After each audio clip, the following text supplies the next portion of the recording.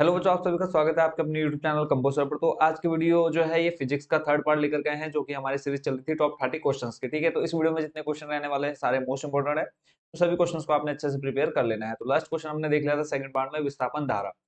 तो इसमें जो अगला प्रश्न आज देखेंगे आज फर्स्ट, वो है न्यूमेरिकल। न्यूमेरिकल आप बच्चों स्क्रीन पर देख पा रहे हैं। जल्दी से हम करते हैं वीडियो को स्टार्ट। सबसे पहला क्वेश्चन है इसमें, एक लैंप जिसमें 15 वोल्ट पर 10 एम्पीयर की धारा प्रवाहित की जाती है 220 वोल्ट के प्रत्यावर्ती स्रोत से जुड़ा है। स्रोत की आवृत्ति 50 हर्ट्ज है। लैंप को जलाने के लिए किस प्रेरकत्व की जो कुंडली लगानी होगी? 2010 और 12 में क्वेश्चन आया, और उसके बाद भी कई बार क्वेश्चन रिपीट आपका ये हो चुका है। ठीक है, तो इस क्वेश्चन का जो सॉल्यूशन है न्यूमेरिकल है, तो आप सिंपल इसमें फॉर्मूला याद रखेंगे और कुछ आपको इसमें एक्स्ट्रा करने की जरूरत नहीं है। तो देखो, क्वेश्चन में जो जो जो चीज दे रखी है हम सबसे पहले वो लिख लेते हैं। पहला है, लैंप 15 वोल्ट पर 10 एम्पीयर धारा ले सकता है। तब हम क्या निकालेंगे? प्रतिरोध निकाल लेंगे। हमें V का मान भी दे रखा है, I दे रखा है, तो सिंपल V अपॉन I करके R क्या होता है? प्रतिरोध V बटे I। और V आपको दे रखा है 50/10। जब इसको सॉल्व करेंगे यहाँ से आपका प्रतिरोध निकल करके आ गया कितना? 1.5 ओम। क्लियर है? यहाँ तक कोई डाउट नहीं होना चाहिए। फिर आगे देखते हैं। फिर आगे कहा है, माना लैंप के श्रेणी क्रम में जोड़ी गई कुंडली की प्रतिघात। प्रतिघात देखो XL से दिखाते हैं। तो XL देखो, XL का फॉर्मूला आपको याद होना चाहिए, क्या होता है? 2 पाई VL। और L क्या होता है? प्रतिबाधा। L जो होता है बच्चों आपका क्या हो जाएगा? ठीक है, XL क्या हो गया? प्रतिघात। फिर आगे है परिपथ की प्रतिबाधा। प्रतिबाधा को हम दिखाते हैं किससे? Z से। और Z बराबर क्या होता है? रूट में R square plus XL square. और X स्क्वायर L क्या है? X स्क्वायर L अभी मैंने आपको बताया क्या होता है बच्चों? प्रतिघात। ठीक है, प्रतिबाधा को हम Z से डिनोट करते हैं, प्रतिघात को XL से। फिर आगे है, परिपथ में अभी भी 10 एम्पीयर की धारा ही प्रवाहित होगी। तब हम Z बराबर क्या निकालेंगे? V upon I। Same formula रहेगा, 22 ओम यहाँ से आपका निकल करके आ जाएगा। आगे देखते हैं। फिर इसमें बच्चों आगे देखो, आप देख रहे होंगे कि जेड स्क्वायर वाला फॉर्मूला लगाया। ठीक है, जेड स्क्वायर से जो फॉर्मूला होता है ये हो जाएगा R square plus X square L. अब यहाँ से आपको जेड स्क्वायर का मान भी दे रखा है, आर स्क्वायर का मान भी आपको मिल चुका है ऑलरेडी ऊपर, है ना? तो वो मान जब हम इस फॉर्मूले में रखेंगे तो आपका क्या निकल के आ जाएगा? देखो, यहाँ से हमने क्या किया, एक्स स्क्वायर एल है, इसका मान हमें चाहिए। और यहाँ से हम आर स्क्वायर को शिफ्ट किया हमने लेफ्ट साइड में, तो हो गया माइनस में, प्लस का था माइनस में चले गया। और यहाँ से जब आपने स्क्वायर हटाया, ये इधर लग जाएगा रूट। क्लियर है? जब यहाँ से आप क्या करेंगे, रूट हटाएंगे, तो आपका क्या लग जाएगा? स्क्वायर लग जाएगा। ठीक हो गया। अब उसके आगे देखेंगे तो यहाँ से एक्स एल का जो मान निकला 21.95 ओम निकल करके आ गया। फिर स्रोत की आवृत्ति आपको देखिए 50 हर्ट्ज। अब आपको एक्स एल फॉर्मूला पता है, एक्स एल इक्वल टू क्या होता है? 2 पाई वी एल। और अभी हमें यहाँ से किसका मान चाहिए? एल का मान चाहिए। क्वेश्चन में बोला है ना हमें क्या ज्ञात करना है, एक बार दिखा देता हूँ मैं आपको। बोला है किस प्रेरकत्व की चौक कुंडली लगानी होगी? तो ये आपका एल क्या है? प्रेरकत्व है। ठीक है, तो प्रेरकत्व का फॉर्मूला क्या हो जाएगा? XL upon 2 pi V. और सारे मान रख करके आपने सॉल्व किया तो यहाँ से आ जाएगा 0.0699 हर्ट। ठीक हो गया। अब चलते हैं अगले प्रश्न पर। और ये क्वेश्चन आपका जो न्यूमेरिकल है मोस्ट इंपोर्टेंट है, तो इसको आपने अच्छे से प्रिपेयर कर लेना है। ये विस्थापन धारा हमने कल वाले पार्ट में देख लिया था। अगला है एम्पियर का परीक्षित, या फिर यहाँ पर पहले हम जो शॉर्ट में आती है विस्थापन धारा क्या है? किसी संधारित्र की प्लेटों के बीच विद्युत फ्लक्स परिवर्तन के कारण उत्पन्न होने वाली धारा को विस्थापन धारा कहते हैं। फिर एम्पियर का परिष्कृत नियम लिखिए। तो परिष्कृत नियम क्या है? सिग्मा कह रहा हूँ, ये आपका इंटीग्रेशन का साइन है, vector B dot D L equal to mu naught bracket में I C plus I D. क्या हो गया? Integration vector B dot D L vector में, और इक्वल टू आ जाएगा mu naught I C plus I D. और I C I D क्या है? आई सी है चालन धारा, और आई डी क्या है? विस्थापन धारा। ठीक है, चालक धारा हो जाएगा और दूसरा है विस्थापन धारा। अगले मोस्ट इंपोर्टेंट क्वेश्चन को आप देख रहे हैं स्क्रीन पर। कहा है इसमें चुंबकीय विद्युत चुंबकीय तरंगों की 4 विशेषताएं लिखिए। तो 4 विशेषताएं जल्दी जल्दी पढ़ देते हैं। और ये क्वेश्चन आपका घुमा कर क्या है कि 2 गुण बताइए। ठीक है, तो सबसे पहला जो पॉइंट है इसमें 4 गुणों में से पहला, इनकी ऊर्जा विद्युत तथा चुंबकीय क्षेत्रों में बटी रहती है। इनके संचरण के लिए माध्यम की आवश्यकता नहीं होती। संचरण के लिए माध्यम की आवश्यकता नहीं होती है और चुंबकीय क्षेत्रों में बटी रहती है ऊर्जा। दूसरा पॉइंट हो जाएगा आपका कि ये तरंगे निर्वात में 1/रूट में म्यू नॉट एप्सिलॉन नॉट वेग से चलती हैं, जिनका मान निर्वात में प्रकाश के वेग के बराबर होता है। और निर्वात में प्रकाश का वेग क्या होता है? 1/म्यू not epsilon not equal to होता है सी स्क्वायर। सी क्या आपका? निर्वात में प्रकाश की चाल।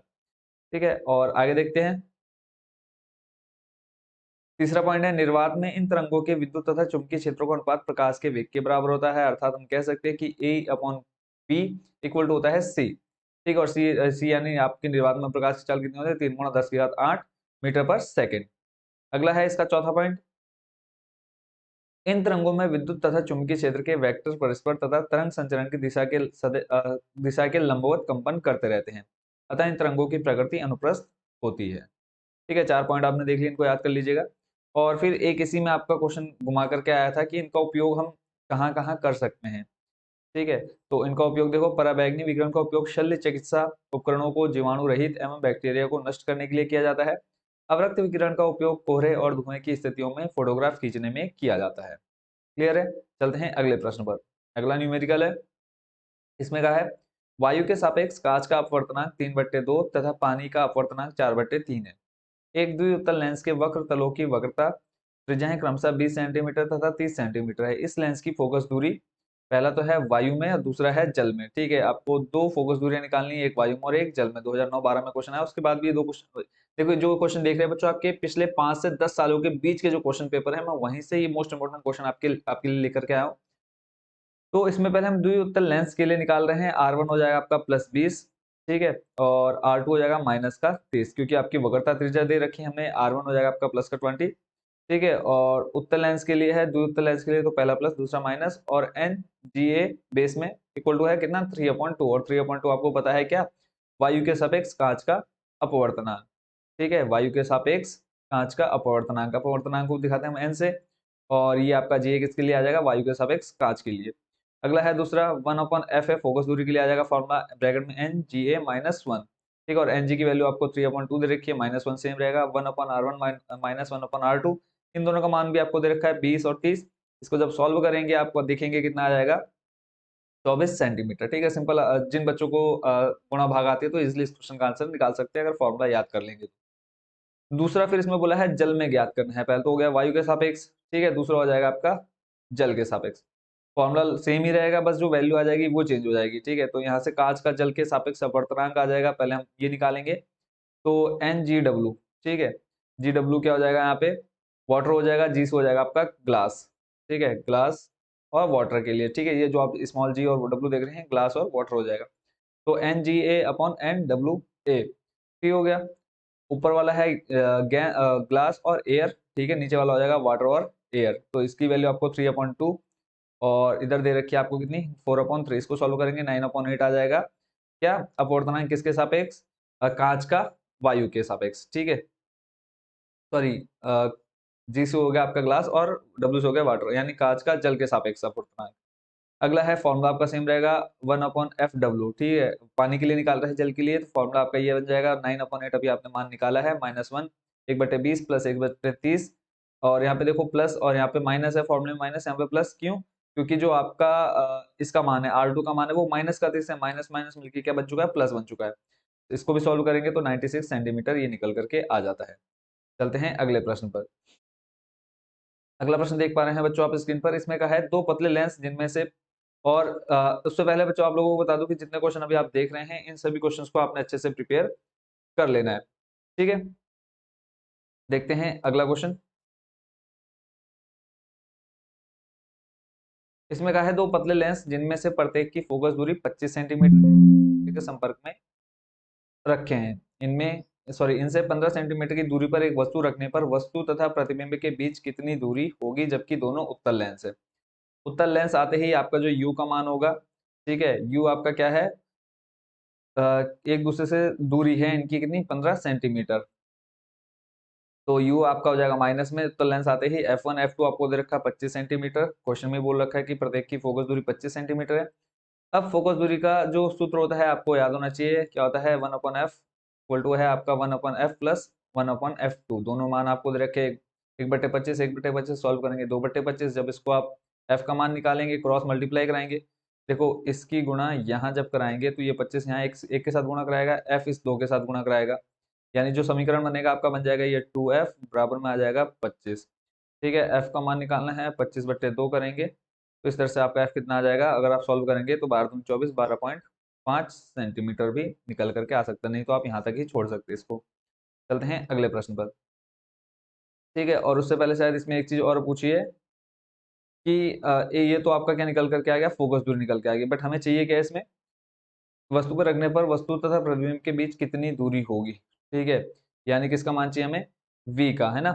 तो वस्तु व प्रतिबिंब के बीच की दूरी निकालने के लिए सेम इसको आगे जब सॉल्व करेंगे, अभी हमने किसका मान निकाल लिया बच्चों, एफ का निकाल लिया। तो जो उत्तल लेंस के लिए फॉर्मूला होता है क्या हो जाएगा, 1/v minus 1/u equal to 1/f से। ठीक है, अब f का मान भी हमारे पास, u का मान भी है। अब माइनस का u है 1/u।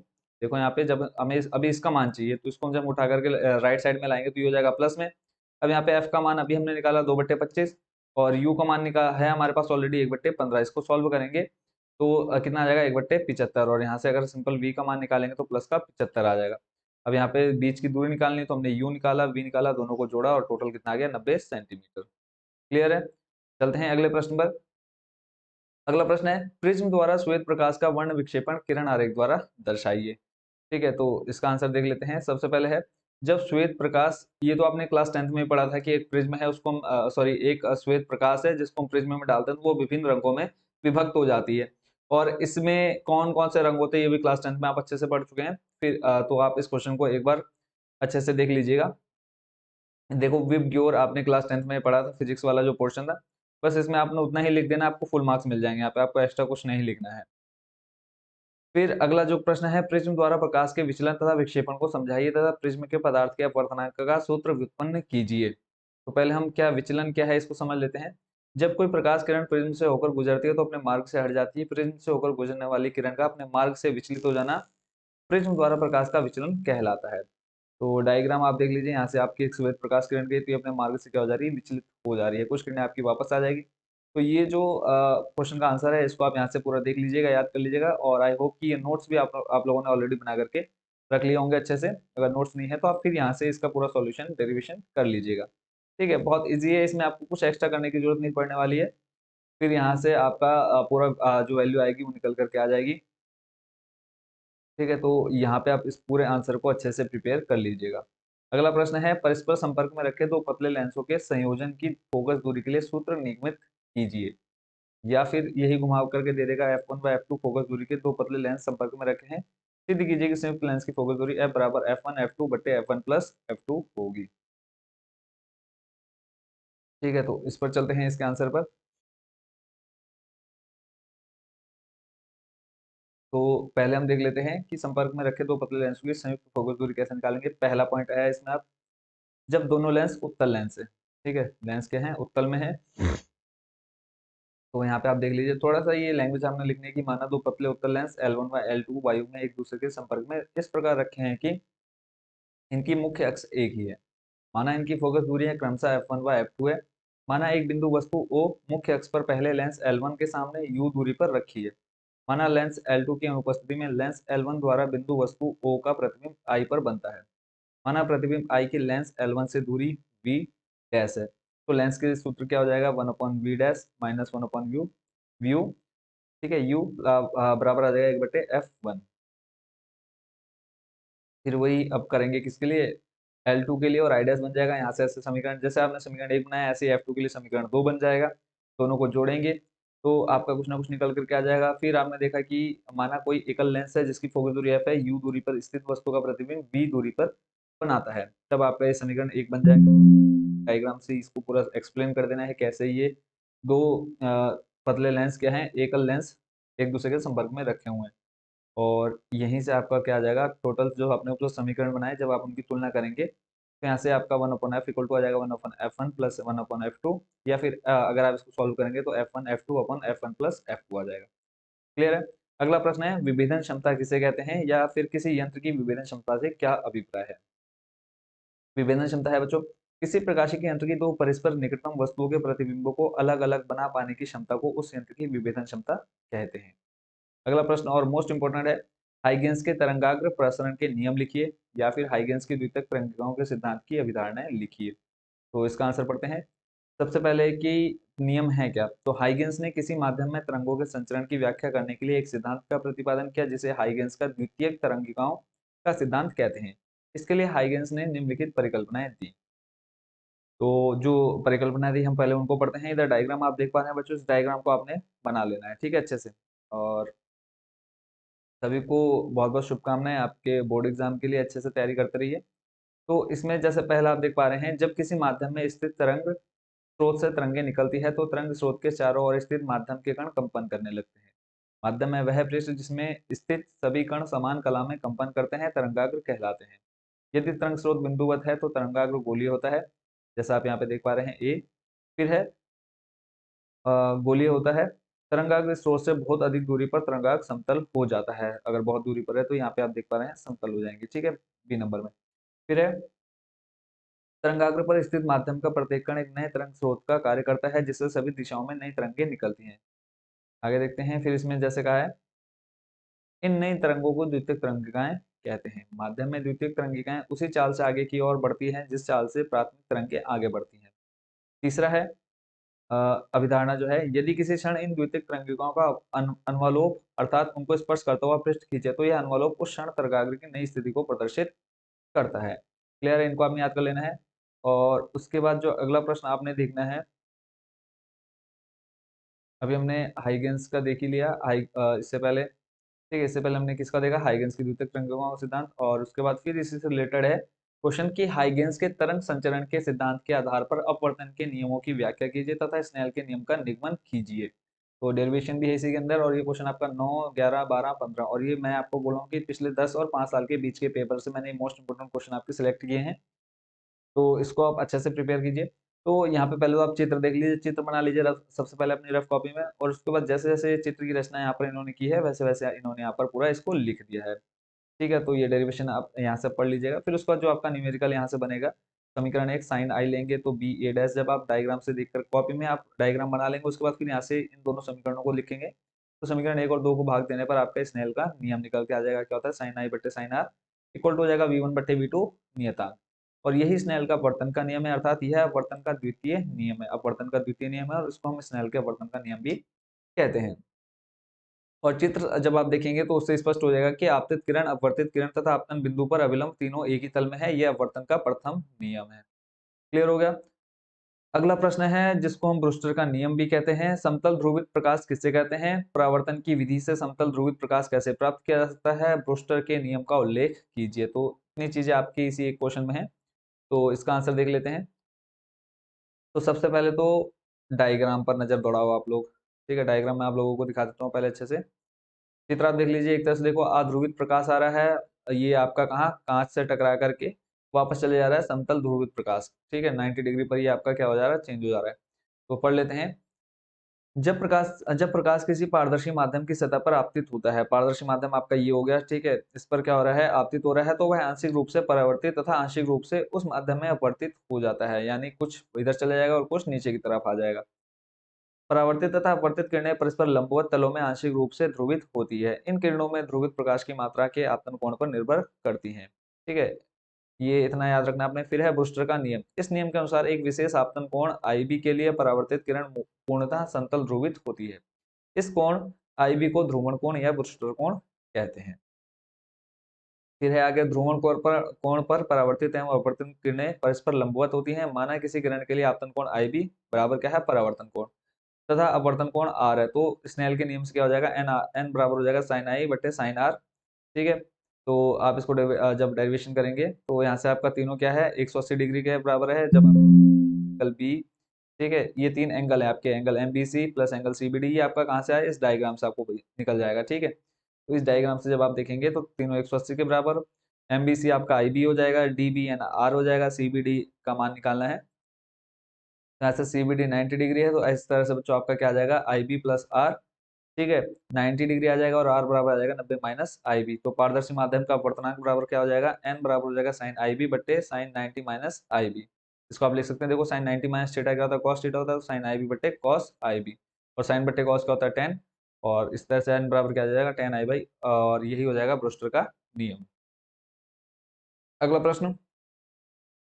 और बार बार बच्चों आपसे एक चीज की, जिन बच्चों ने अब तक चैनल को सब्सक्राइब नहीं किया, चैनल को जरूर सब्सक्राइब कर लीजिए, ताकि जो भी आने वाली वीडियोस है उनका नोटिफिकेशन आपको तुरंत देखने को मिल जाए। ठीक है, अगले प्रश्न पे चलते हैं, और कुछ ही क्वेश्चन बचे हैं, जल्दी जल्दी आज आज इस पूरे इसी पार्ट में आज सभी क्वेश्चंस को हम कवर कर लेते हैं। अगला प्रश्न है बच्चों, स्क्रीन पर जैसे आप देख पा रहे हैं कि पदार्थ तरंगे यानी मैटर वेव्स किसे कहते हैं? दिखाइए कि बी इलेक्ट्रॉन वोल्ट ऊर्जा वाले इलेक्ट्रॉन की दी ब्रॉगली तरंगदैर्घ्य लगभग 12.27 बट्टे रूट बी एमस्ट्रॉन्ग होती है। 2009-12 में क्वेश्चन आया ये। चलते हैं इसमें जो आंसर दे रखा है, प्रकाश की द्वैती प्रकृति से प्रेरणा लेकर दी ब्रोगली ने विचार प्रस्तुत किया कि द्वैती द्वैती यानी जिसके दो गुणों या दो प्रकृतियों जिसकी गतिमान द्रव कणों में भी संभव है। इनके अनुसार जब भी कोई द्रव कण जैसे इलेक्ट्रॉन फोटोन आदि गतिमान होते हैं तो वे तरंग की भांति व्यवहार कर सकते हैं। किसी गतिमान द्रव कण से संबंध तरंगों को द्रव तरंगे अथवा द्वि ब्रोगली तरंगे कहते हैं और द्रव तरंगों की तरंग दैर्घ्य को द्वि ब्रोगली तरंग दैर्घ्य कहते हैं। आगे है इसमें इलेक्ट्रॉन से संबंध दी ब्रोगली तरंग दैर्घ्य, तो इसको आपने पूरा पढ़ लेना है, डेरिवेशन है थोड़ा सा, ठीक है, बस फॉर्मूला है और इसमें आपने इतना ही करना है, ठीक है। और बाकी आप आगे देख पा रहे हैं आपको जो जो मान दे रखे हैं, यहाँ पे ई आपको पता इतना होता है, म्यू नॉट इतना होता है और एच आपका प्लांक नियतांक है, तो ये सब आपको दे रखे हैं और लैम्डा का मान निकालना है यहाँ से तरंग दैर्घ्य, ठीक है। तो इस सिंपल इस फॉर्मूले को याद रखना है, बाकी ये 3 वैल्यू हैं इनको आपने देख लेना है और इसको जब आप सॉल्व करेंगे तो 12.27 बट्टे में रूट भी एमस्ट्रॉन्ग आ जाएगा। क्लियर है, तो इसमें अभी आपको कुछ ज्यादा करने की जरूरत नहीं है। अगला जो मोस्ट इंपोर्टेंट प्रश्न है, प्रकाश विद्युत प्रभाव क्या है, आइंस्टीन के प्रकाश विद्युत समीकरण की व्याख्या कीजिए। तो ये क्वेश्चन आप देख सकते हैं 9, 10, 11, 15, 15, ठीक है, कितनी बार रिपीटेड हो चुका है। तो सिर्फ हम पहले समझ लेते हैं प्रकाश विद्युत प्रभाव क्या है। जब किसी धातु के तल पर एक निश्चित आवृत्ति से अधिक आवृत्ति की प्रकाश किरणें जैसे परावैंगनी प्रकाश को डाला जाता है तो धातु की सतह से इलेक्ट्रॉन का उत्सर्जन होने लगता है। इस घटना को प्रकाश विद्युत प्रभाव कहते हैं। इस प्रकार उत्सर्जित इलेक्ट्रॉनों को प्रकाश इलेक्ट्रॉन अथवा फोटो इलेक्ट्रॉन तथा इन इलेक्ट्रॉनों के कारण उत्पन्न विद्युत धारा को प्रकाश विद्युत धारा कहते हैं। इस घटना के लिए लघु तरंग दैर्घ्य का प्रकाश दीर्घ तरंग दैर्घ्य के प्रकाश की अपेक्षा अधिक प्रभावी होता है। और आइंस्टीन के प्रकाश विद्युत समीकरण की व्याख्या, तो इसके लिए देखो ई के हो जाएगा बराबर में एच ब्रैकेट में वी माइनस वी नॉट या वी जीरो इक्वल टू होता है H V minus H V naught. E के क्या है, प्रकाश इलेक्ट्रॉनों की महत्तम गतिज ऊर्जा, वी है सतह पर आपतित प्रकाश की आवृत्ति और वी नॉट है सतह की देहली आवृत्ति और एच है आपका प्लांक नियतांक। ठीक है, तो इस तरह से आपने ये पूरा पढ़ लेना है। आप वीडियो को रोक करके धीरे धीरे इसको पूरा पढ़ सकते हैं या फिर अगर आपको पीडीएफ चाहिए तो आपने सिंपल टेलीग्राम चैनल आपने ज्वाइन कर लेना है, वहाँ पे आपको ये पूरी पीडीएफ देखने को मिल जाएगी।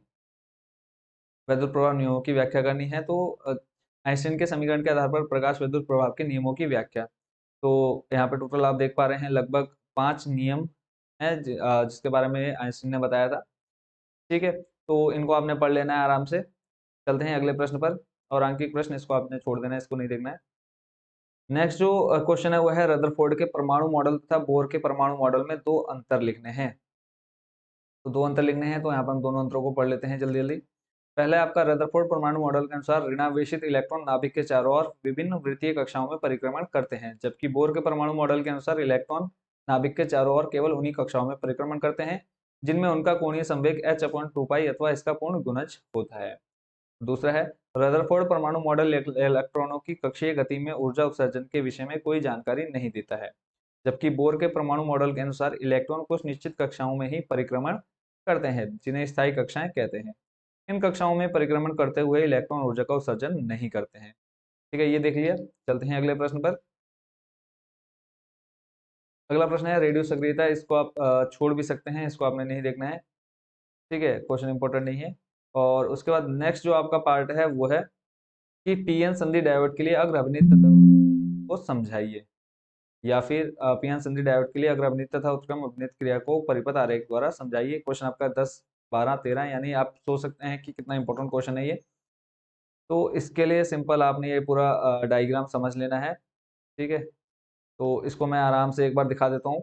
तो पहले तो आप ये अग्र अवनित पढ़ लीजिए, यहाँ से वीडियो को रोक करके आप इस पूरे को पढ़ लीजिए, ठीक है। और उसके बाद चलते हैं नेक्स्ट पेज पर, मैं आपको लेकर के चलता हूँ जो आपने पढ़ना है। धीरे धीरे आप वीडियो को रोक करके इसको पूरा पढ़ लीजिए अगर आपको एग्जाम में अच्छे नंबर लाना हो, ये क्वेश्चन आपका लॉन्ग में ही आएगा, ठीक है। तो वीडियो को पहले यहाँ रोक लीजिए, इसको पढ़िए अच्छे से, फिर उसके बाद आगे चलते हैं। इसका जो डायग्राम है, परिपथ आरेख या चित्र जो आपको देखना है, इसका आप स्क्रीनशॉट ले लीजिए और इसके आप अच्छे से प्रैक्टिस कर लीजिए। फिर उसके बाद आता है अग्र अभिनीत, तो आपने ऊपर देख लिया। सेकंड है आपका उत्क्रम अभिनीत, ठीक है। तो उत्क्रम अभिनीत आप यहाँ से पढ़ लीजिए। फिर आगे देखते हैं उत्क्रम अभिनीत का क्या है, तो ये आप देख पा रहे हैं। फिर आप नीचे आप इस पूरे को अच्छे से एक बार पढ़ लीजिएगा, ठीक है। एक बार इसको आप देख करके माइंड में सेट कर लीजिए और बार बार कोशिश करिएगा इसको 1 से 2 बार पढ़ने की। अगला प्रश्न है प्रत्यावर्ती धारा को उत्कृष्ट धारा में परिवर्तित करने हैं तो आवश्यक परिपथ का चित्र बनाइए तथा इसकी कार्यविधि समझाइए। और इसी में बोला है पीएन संधि डायोड का उपयोग बताइए, निवेशित निर्गत रूप भी प्रदर्शित कीजिए। सबसे पहले तो हम दृष्टकारी देखते हैं। वह उपकरण जो प्रतिवर्ती धारा को दृष्टधारा में परिवर्तित करता है दृष्टधारी कहलाता है। फिर उसके है पीएन संधि डायोड पूर्ण तरंग दृष्टकारी के रूप में, तो इसको आप यहाँ से पढ़ लीजिए। ठीक है, और लास्ट एक दो क्वेश्चन ये और बचे हैं, जल्दी जल्दी हम उनको देख लेते हैं। वीडियो भी काफी हमारा लगभग आधे घंटे की होने वाली है। चलते हैं नेक्स्ट, और यहाँ पे आप देख पा रहे हैं इस पूरे जो आपका क्वेश्चन का आंसर है, आप अच्छे से आप इसको पढ़ सकते हैं। और पीडीएफ चाहिए तो आपको उसके लिए टेलीग्राम पे जाना पड़ेगा, क्योंकि ऑलरेडी ये सारी पीडीएफ मैं अपलोड कर चुका हूँ हमारे टेलीग्राम चैनल पर। तो जैसे आप ज्वाइन करेंगे तो आपको ज्वाइन करने के जस्ट बाद ही अगर आप थोड़ा सा पीछे की तरफ जाएंगे चैनल में, तो आपको सारी पीडीएफ देखने को मिल जाएगी। तो आप वीडियो रोक करके यहाँ पे पढ़ लीजिए। फिर कार्यविधि, कैसे कार्यविधि है इसकी, नीचे आप ये ट्रांसफार्मर देख पा रहे हैं। ठीक है, ट्रांसफार्मर की संरचना ही इस तरह से होती है लगभग। तो ये आप इस चित्र को भी देख लीजिए, फिर आगे देखते हैं। ठीक है, तो यहाँ तक आपने इसको पूरा देख लेना है। अगले प्रश्न में चलते हैं। अगला प्रश्न है न्यूमेरिकल है, और इस न्यूमेरिकल में बच्चों आप ये समझ के चलिए मोस्ट इंपोर्टेंट है। इसमें कहा है उभयनिष्ठ उत्सर्जक प्रवर्धक की क्रियाविधि पीएनपी ट्रांजिस्टर के लिए परिपथ आरेख बनाकर समझाइए। फिर बोला है एक ट्रांजिस्टर प्रवर्धक के लिए बीटा का मान 60, फिर है लोड प्रतिरोध RL 3000 ओम तथा निवेशी प्रतिरोध RI 500 ओम, इसका वोल्टेज प्रवर्धन ज्ञात कीजिए। मोस्ट इंपोर्टेंट क्वेश्चन है। तो पहले तो हम पीएनपी ट्रांजिस्टर उभयनिष्ठ उत्सर्जक प्रवर्धक के रूप में इसका पूरी क्रियाविधि समझते हैं। तो यहाँ पर पहले तो आप चित्र देख लीजिए, चित्र को बनाइए। ठीक है, फिर इसकी जो संरचना है, पूरी ये संरचना इसकी दे रखी है, कहाँ से क्या काम हो रहा है, तो आप इसका फोटो भी खींच सकते हैं और इसको आप पढ़ लीजिएगा। फिर है धारा लाभ। तो धारा लाभ क्या होता है, ये आपके एक नंबर में क्वेश्चन आ सकता है। एक नियत संग्राहक उत्सर्जक वोल्टेज पर संग्राहक धारा में परिवर्तन डेल IC तथा इसके संगत आधार धारा में परिवर्तन डेल IB के अनुपात को ट्रांजिस्टर का धारा लाभ कहते हैं। इसे बीटा से प्रदर्शित करते हैं, और बीटा बराबर क्या होता है, डेल IC बट्टे डेल IB, बराबर में आ जाएगा VCE। ठीक है, बेस में कांस्टेंट होता है।